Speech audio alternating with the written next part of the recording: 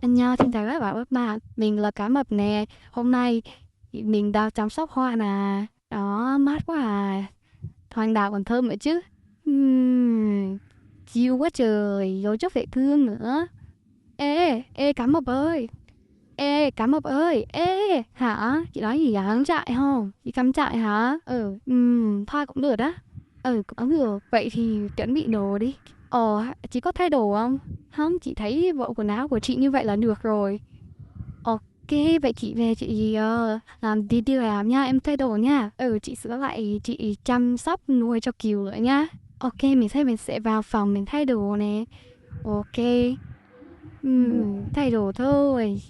Bộ này đẹp nè, bộ này cắm trại là hợp nhất luôn á.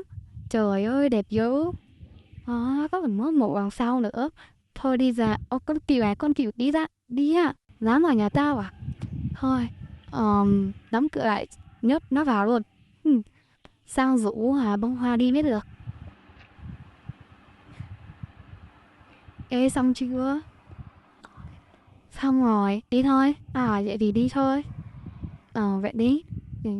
Mình sẽ tìm một bãi đất nha. Đi thôi.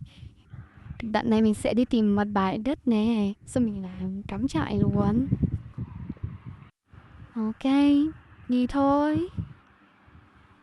Ừm. Ơ, bông hoa ơi, bãi đất này được nè. Ok, vậy thì mình làm luôn nhá. Ok, mình dựng lều đi. Tại mưa nên là mình sẽ dự hình như thời tiết hôm nay báo là mưa á. Vậy thì mình làm thêm một cái tấm phản lưới bên trên nữa đi. Ok, làm thôi. Ê, mưa rồi. Đúng thật luôn á, nhanh nhanh nhanh, làm nhanh thôi. Trời ơi, cuối cùng đã làm xong rồi. Ừm.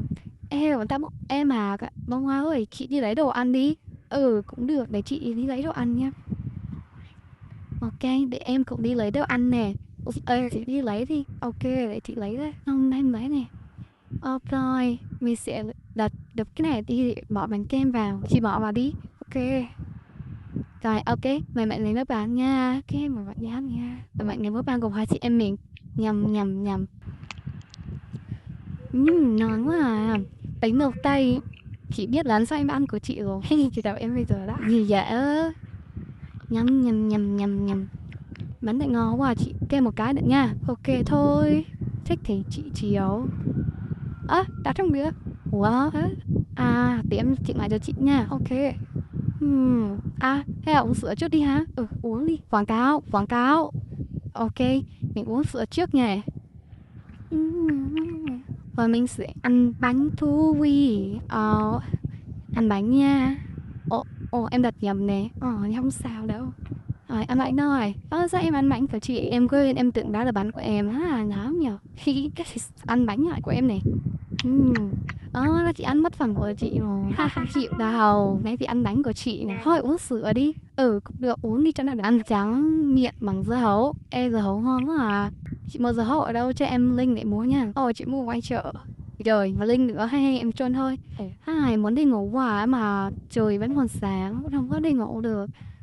Hay là để em biểu diễn tiếp một bài cho chị nha. Ok, được thôi, biểu diễn nè. Chị đập sườn rồi ấy. Chị xin lỗi nha, chị đáp lại. Ok. Khi nào biểu diễn thôi nè.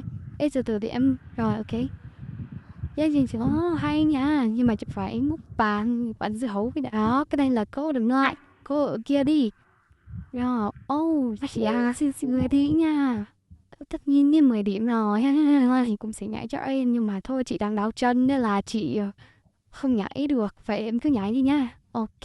Thôi bạn ta ngồi ở đây chơi một chút đi. Rồi tí bạn lên máy kia mình chơi cho nó chill chill ha. Chán quá à.